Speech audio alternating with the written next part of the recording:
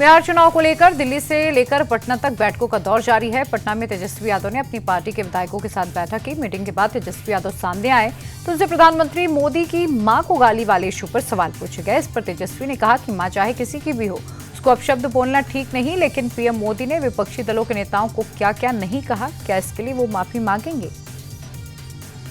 किसी की भी मां को अपशब्द जो है नहीं बोलना चाहिए। हम लोग इसके पक्षधर नहीं हैं, ना ही हम लोगों के संस्कार में ये है। सबकी माँ सबकी माँ होती है, हम सबों की माँ। लेकिन सवाल ये उठता है कि जो ये आपके जो 1000 लोगों का जो शोषण जो किए हुए थे, क्या नाम है वो बैंगलोर वाले, रवन्ना, उनके प्रचार में जो है प्रधानमंत्री मोदी जी जाते हैं। 50 करोड़ की गर्लफ्रेंड बोलने वाले मोदी जी, सोनिया गांधी जी को इतनी भद्दी भद्दी गालियां दी गई। नीतीश कुमार जी के डीएनए को ऊपर जो है सवाल उठाए गए। मेरे को भाजपा विधायक ने माँ बहनों की गालियां सदन में देने का काम किया, तब प्रधानमंत्री जी कहाँ थे? बताना चाहिए ना इनको।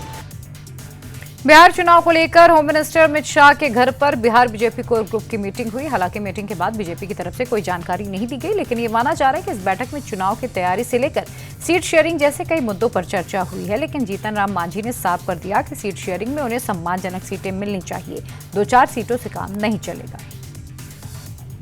आम जनता की मांग है, जो हमारे वर्कर हैं उनकी मांग है कि हमको सीट ऐसा चाहिए जिससे कि हम लोग का इज्जत बचे।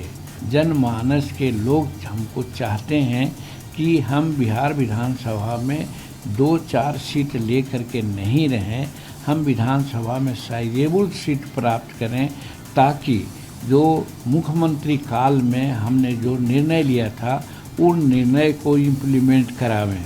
वो इम्प्लीमेंट कराने के लिए 2-4 विधायक से काम नहीं चलेगा। मैं नहीं मानता कि मुख्यमंत्री पद मिले हमारे लोगों को, लेकिन कोई भी एनडीए का मुख्यमंत्री हो, वहाँ पर अगर हम कम से कम 15, 20, 25 एमएलए के रूप में रहते हैं तो हम सारे काम को वहाँ करवा लेंगे।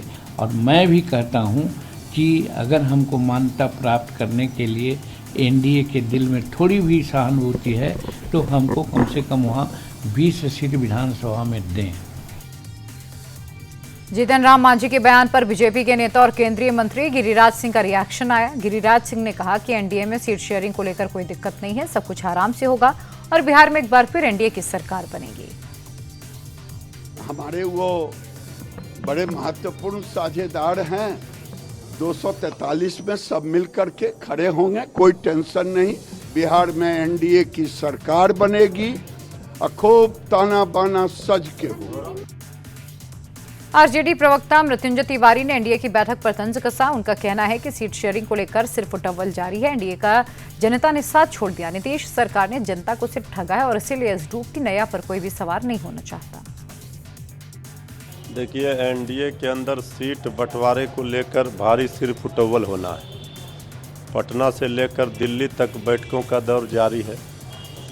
अब ये बैठक करके क्या करेंगे? जनता ने साथ छोड़ दिया है।